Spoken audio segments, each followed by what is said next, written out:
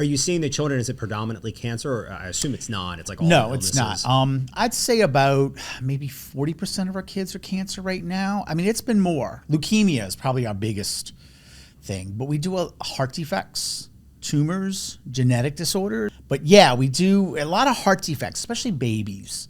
You know, they usually, it's kind of rough, but then they'll get a surgery and you know, they'll watch them and monitor them, and they're pretty good. But cancer could always come back. Right. Genetic disorders are kind of ongoing. So we do kind of watch out for that. But we have anything that's considered a life-threatening condition. Welcome to Above the Legal Limit. I'm your host, Justin Chopin, business owner, lawyer, dad, world's best husband, traveler, and adventure seeker. On this podcast, we mix business with pleasure. We'll dive into growth strategies, entrepreneurial adventures, the business of law, and prove that business isn't boring. So let's get ready because we are going above the legal limit. All right, welcome to Above the Legal Limit. I'm Justin Chopin. I have today Mark Firmin with Angel's Place. Yes. Welcome. Thank you for having me. Thanks for coming on the show. I really appreciate it. We were just talking before we started about Angel's Place. Tell me about it because, like I said before, we're always looking for nonprofits. We're always looking for, you know, those people in the community who help. And because a lot of times people will say, well, Justin, what are you doing in the community? How are you giving back? How are you giving back? I'm like, I don't know, man. I mean, I got like 2 kids. I'm like trying to run a business. I'm trying to do my best. So am I out there? I'm not out there with like turkeys, right? Like all these guys with video cameras handing out turkeys. But we do want to help. Sometimes it's lack of knowledge, lack of, information or ability. Sure. So tell me about Angel's Place. Angel's Place, I'm the executive director. The Angel's Place is a local nonprofit that helps children that have been diagnosed with a life-threatening illness and their families with ongoing support services, doing anything we can to help them. We do respite care in the hospital. That's where a trained volunteer will go in and sit with the child. Oshner Hospital, if your child's under 13 years of age, they have to have somebody there 24/7. Okay. That's hard if you're a single parent. Yeah. So we can go in, we can help with that. We do gift cards for unexpected costs and needs in the hospital, at home, things like that. We do Christmas for these families. We do holiday events. We're getting ready to do a Halloween party in a few weeks. We do an Easter event. We do a summer carnival. We do a support group for our parents. We do a Thanksgiving dinners. We again, Christmas for not only the child but the siblings, because that's just a hard thing to think about. You know, we just finished school supplies. I mean, you know, family of 3, single parent, child in the hospital with leukemia. That's hard. That's hard. So I don't, and you're going to think I'm making light, and I'm not. But my wife's in California on business, so I've got 2 kids. So she's got some case. Wow, she's been in California for a week. She's on her 4th week. I think she's got 1 more to go. And I mean, I got 2 kids. They're in school, right? Like one's in ballet, one's got football, one's got choir, one's got, I don't know, karate. I don't know. I mean, so I actually have a schedule, thankfully, that my wife put together because she knows my time management skills for family is lacking. It's really hard. And so I was lamenting, not to her, to other people, to like my mother. I'm like, I don't understand. Like, I'm exhausted. I'm exhausted for having to, get up this early, make sure the kids are getting their homework done, make sure, that the breakfast and the lunch and the snacks and the extra snack and the water. Don't forget the water. Where's your homework? Did we do the homework? I thought we did the homework. Why are you telling me we didn't do the homework? It is so much. If I had another child who needed that kind of care, like, I really don't know how I would do that. Right. Right. And it's heartbreaking to hear, that, because if you are, even if you're not a single parent, we value the family at Angel's Place. That is our biggest, that kind of makes us different from St. Jude's and Make-A-Wish. And we try to work with the whole family because the whole family is affected by this.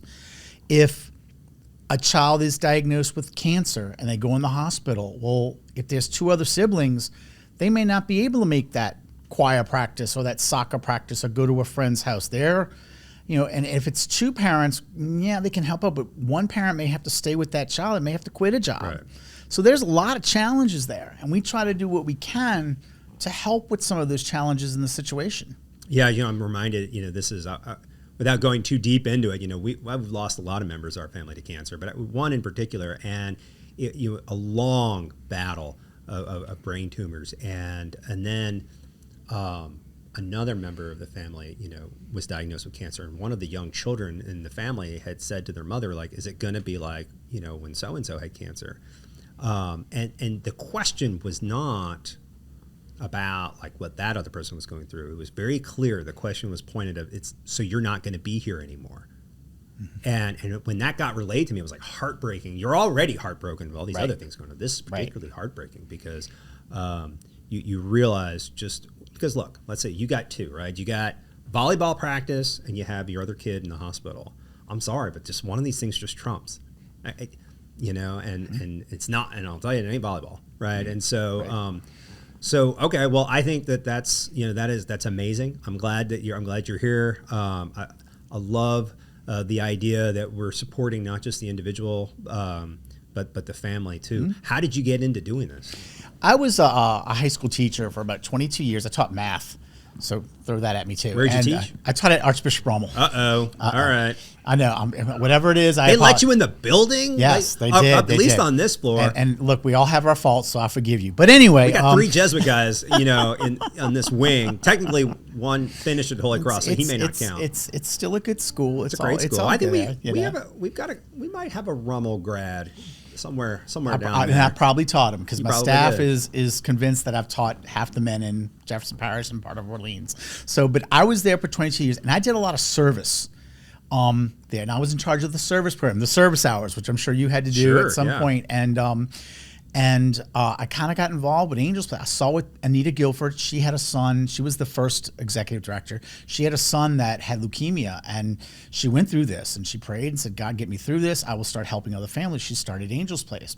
Well, she retired, and I was involved with. I was on the board, and they came to me and said, "Look, would you like to take over?" I was kind of looked to do maybe some kind of school administration, and I said, "Sure, I can do this." Well, 9 years later, here I am, and I'm still learning, so, it's been a blessing. And I think, there's a purpose for me to be there. So, one of the things I did bring was all my connections from Rommel and Brother Martin and Jesuit and all these places. That community that does have a keen interest on, helping the family and the community and giving back and, being there for others. At Jesuit, they would say, "Man for others." I'm confident Rommel has a corollary to that. It's like a mantra, right? Yeah.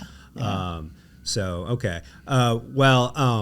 So here's a question, and I don't remember growing up seeing a lot of sick children. Like that was not something you would see, like the infomercial for St. Jude, like those heartbreaking, like tearjerker sort of things. But I didn't know anybody that was ill, and I feel like now. It is like a regular occurrence of hearing about terminally ill children or children with these really horrible diseases. I mean, is this? It's been neglected for a while, and September is the National Childhood Cancer Awareness Month. I didn't know that. So I didn't even know that. It is because so much research there's so little of it that now they have to bring it to the forefront to try to see. What they can do about it. And I'll even say, I was going to say this before, but I was diagnosed with colon cancer about over a year ago. It just kind of threw us off. We didn't expect, this isn't supposed to happen to me. Right. Sure. But now, and everything's good. Everything's good. I'm still doing checkups and blood tests and CAT scan, which I did not expect all this testing. But now I realize what my kids go through at Angels Place. I don't have kids. That's my kids. And every time they have test scan anxiety or test, blood test, they just kind of, is it back? Well, I go through that through every colonoscopy or anything like that. Yeah, for sure. It's just not. It's not. And those fun. tests are not fun. I have a bad back, so and look, I run a personal injury firm, so we got clients getting MRIs all day long, or CT scans, depending. And I've been in the MRI machine. It is not fun. It's not fun at all. CAT scan, I would rather MRI than a CAT scan. I was just going to say I might refer a CAT scan to an MRI, but maybe I was just having a different body part scan. I don't know. I don't know. That this last is the whole MRI, body. I didn't love that. For the first time, I thought to myself, I was like, I can definitely see why people are claustrophobic in here. I was like, I'm just going to close my eyes, pretend like I'm somewhere else. But I'm 45, so I can do that. I'm not a child, you know? To me, it's that, will they find something? Yes. Will they find something? And I can see where the kids go. And the kids know. Even the youngest one, they know. They know. They know. They anybody pick who's up dealt on with cancer knows this. I mean, Right. over and over and over again, we've lost family and friends to cancer. Right. And it's always, they have an appointment.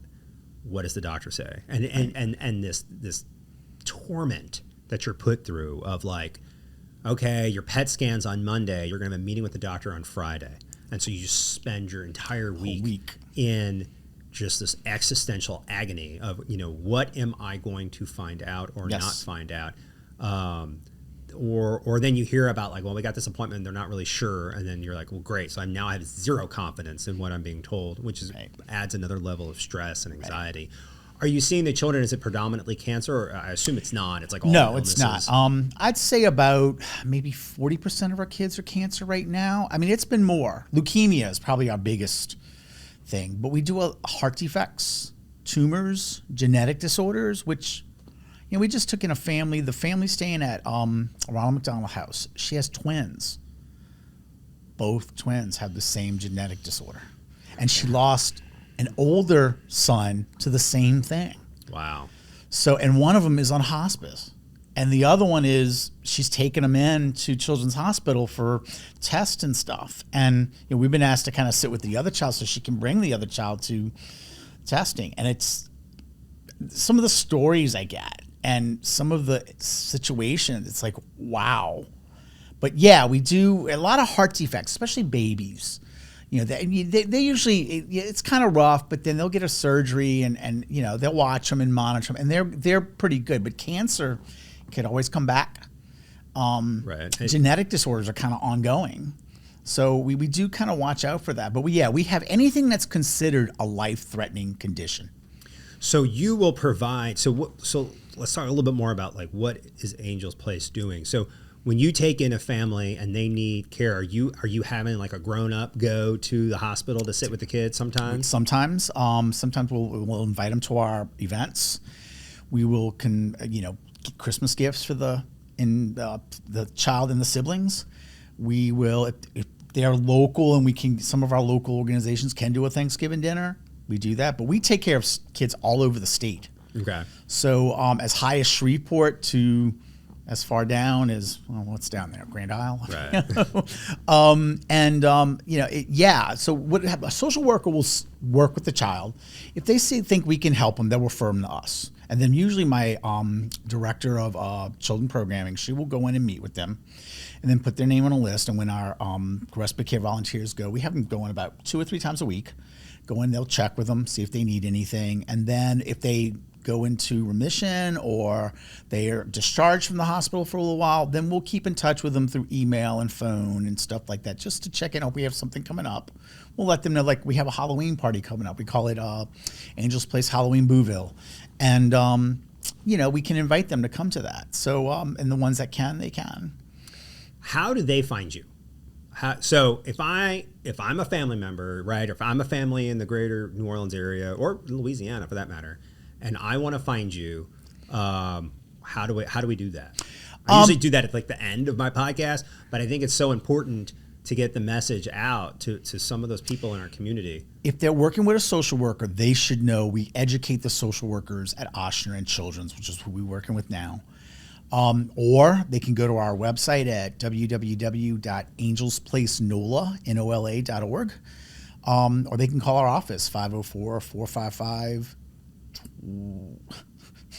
I forgot the number now. Or they can call me 504-508-4589. But we like if you knew somebody that was suffering, a child suffering with cancer, you could refer us. Okay. But we just can't go in and do it ourselves. We can't solicit. Right. So, that would be difficult to do. Right. Right. Leave that to the lawyers. I'm kidding. We don't. But do that. We can take. We call them home referrals. Yeah. So it's there are many ways to do that, but mostly it's through the social workers. Okay. And you bring up Ronald McDonald House. That's another great organization. I never realized just how much they do.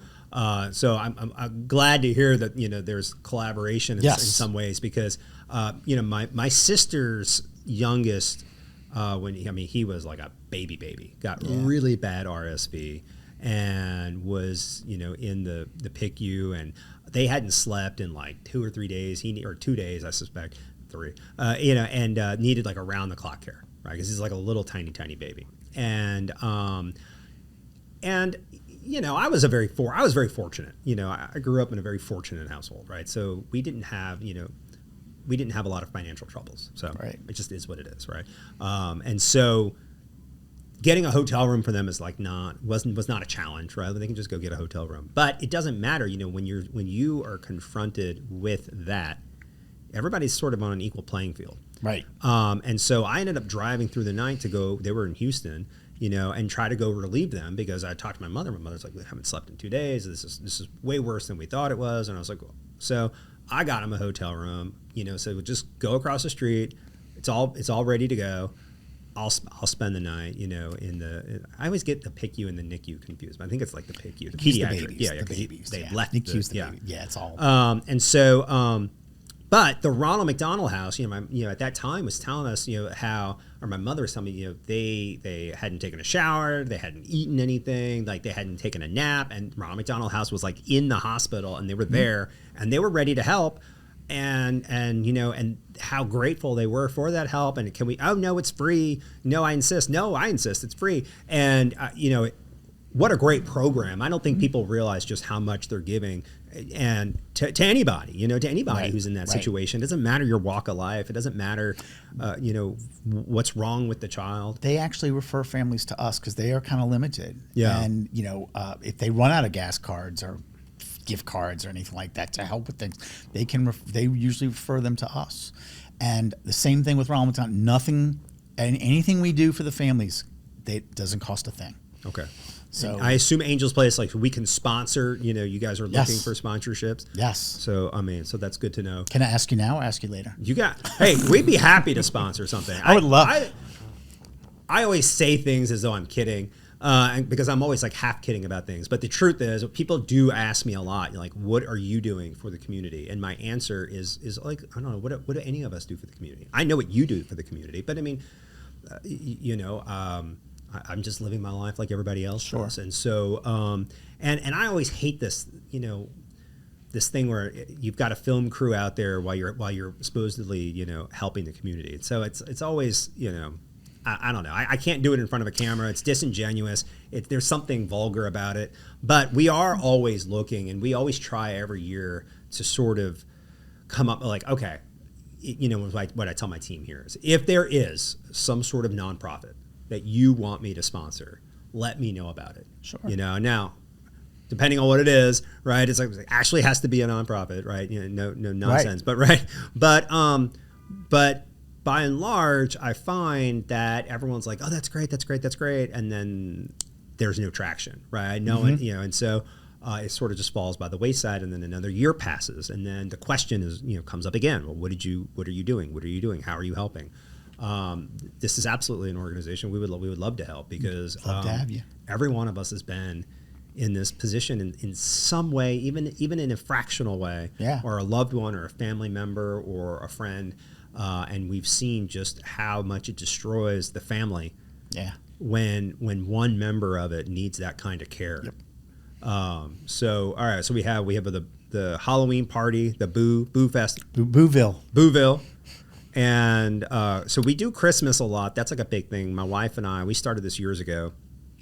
It's very challenging to navigate this with my kids because my kids are very young. Yeah. They're 7 and 8 right now. So, last year, right? Subtract a year. But we will always, adopt some families. So that's big for us. And Christmas is really important to our family. And so we will get our kids involved. And so we will say, all right, these are the kids. This is their age. These are some of their interests. What do you think they might like? So we'll get our kids to kind of think about it. And then my wife really does a lot of this. She will go get it. And then we'll all wrap them, and the kids will wrap them together. And then that always brings up these questions of like, well, I don't understand. Why are we doing this? I'm like, listen, we just are. Okay? Enough of the questions, all right? Everyone just be quiet. We're doing this here. But that's a good one. And we usually do it. We used to do it through the Bar Association. Now, for a lot of political issues, we can't do it through the Bar Association, so now it's through the Bar Foundation. It's the same thing. Yeah, let's do that. But it's good to know that there's another organization out there doing that, so we'd absolutely want to help with that. And that's that's going to be my next project after Halloween. Right, as Christmas is starting. Christmas, because right, we collect wish lists from our kids. We try to get them what they want because they're in the situation that they're in. We do give them kind of a budget, and we collect. Nobody wants like the can drive where it's like the old can of green beans that you bought 3 years ago, right? So one of the things I love. This was always funny when this happened, but when my son started his current school, there was like I don't even think it was around Thanksgiving, which I couldn't wrap my head around. But regardless, I mean, I guess everyone gets it at Thanksgiving. There was a food drive. And I was used to the food drive. I went to sort of parochial Catholic school growing up, and we always did it. And it was like, there was like that old box of Jiffy hanging around from last Thanksgiving, and they weren't wrapped in plastic in those days. It was just the wax paper. I mean, it was like a pre-Katrina one, right? And you had, and you just, whatever it was that, would end up going. And so my kid's school had like these guidelines that were like, and no off brands. Like you had to be Del Monte and I was like, that's great. Because honestly, what am I going to save? Like, I don't want a generic brand. I don't want the Surefine brand tomato paste either. Right. And so when I first saw it, I was like a little taken aback. But then when I was thinking about it, I was like, no, this is right. This is right. If to be charitable and to help somebody, I mean, yes, anything is helpful. But but to really be charitable and helpful is to not, give them what you want, within reason, right? But we try to do that. We try to make it be, I'm not giving you junk, right? Right. Well, we ask for a budget. Like, what's your budget? Is it $100? Is it $25? Is it $1,000? No, we will give you a list of items, which mostly could be, you could order it. Now we don't get them wrapped anymore because we used to wrap every present. Yeah. And then we get a survey with our parents, and they're like, of our families, and they were like, well, we kind of want to do that. I'm like, okay. Oh, okay. Now, if you want to wrap them and stuff, we will take them. But it's still. But we give them Christmas morning. If we don't do it, I don't know who is. Yeah. They'll get a toy from someplace, maybe, but we give them. But it's a lot. Yeah, and we collect a lot of extra stuff. We call it the Christmas two kids, fluff. and it's a lot, right? Yes. So yes. This gets cut into like a short, and one of my kids sees this on the internet, like we're toast, but like I'm going to be in so much trouble. But what my wife and I do, like so I have a law firm, so it's easy. Over the years, like we get everything shipped here, right? Yeah. Because I don't have to worry about anything. And then I have a conference room table, right? So, like long gone are the days where I'm like on the floor with the tape trying to like wrap, So my wife will come over here. I'll have a glass, we'll open a bottle of wine. One time we had like a cheese tray brought, and I'll play, the office is gone, like they're all quiet, so no one knows we're here. I'll play like little Christmas carols on my phone, and we'll do that. And that's like our tradition, right? And it started very organically. We weren't making something of it, but it was just like all the things were here. I sure as heck wasn't gonna like bring it all home to then sit on the floor in the bedroom and try to be quiet. So it made sense to do it here, and then the tradition evolved. In fact, I love it so much. I told one of my partners, he's like, "Wow, we're going to do that." So now I think we're going to have like competing. I'm going to get more conference room space. But all families are that way. Every family has that tradition. Right. You create a moment. And that's what we try to do. We try to create moments. They have a Halloween. They'll have a Christmas. There is some, I hate to use this word, normalizing of things for them because they're so out of the ordinary what's going on. Right. So, right. That's what people crave, right? Routine, normalcy. Right. That's what people really want. Right. Even when they think they don't want it, that is what they want. I know it's what I want. Right. I mean, I just, my wife's out of town. You know what I want? I want a routine. I sort of like a little bit and an easier one. But like a normal, like I just want to get up, get the kids to school, come to work, come home, have dinner as a family, do the homework, do the bath time, put the kids to bed. And that's when you have a sick, child, that is just not in the cards. It throws a big wrench in the plans. It's impossible. Okay, Yeah. Well, speaking of which, so I have to go get my daughter to take her to ballet. So this is it. This is I had to do the bun this morning. And so I don't have, your hair is short. Yep. But I don't have a lot of hair. This is like a Trump sort of like controlled environment here. And so my wife's like, it's just not that hard. Put it in a bun. And I was like, when you have hair, like this is a motion that I don't have any muscle memory here. So I've never once have I had to like do something behind my head. It's like it is. My daughter's in like tears this morning because I'm trying to like get her bun. But so hopefully that thing is still intact, or we're gonna have a real scene uptown in front of the ballet studio. So so I've got to go get her. Thank you so much for coming on the show. Angel's Place. When you figure that phone number out, maybe we can put that. We can 504-455-2620. 2620. Got it. I got it. Angel's Place. Thank you so much for coming. No problem. Thank you for having me. It's a wonderful program. Absolutely, the law firm would love to sponsor something. Love We to have won't be you. out there with film cameras. Okay. Or maybe we will. Stay Hey, whatever helps. Everybody gets a turkey. Sure. But thanks so much for coming. I appreciate it. Thanks for having me. Thank you for joining me today on Above the Legal Limit. If you enjoyed the show and you want to hear more about business and law, hit that subscribe button. If you didn't like the show, keep it to yourself. Remember, there's no limit to what we can achieve. We will see you next week. Until then, even though we're above the legal limit, let's drive safely. Cheers, everyone.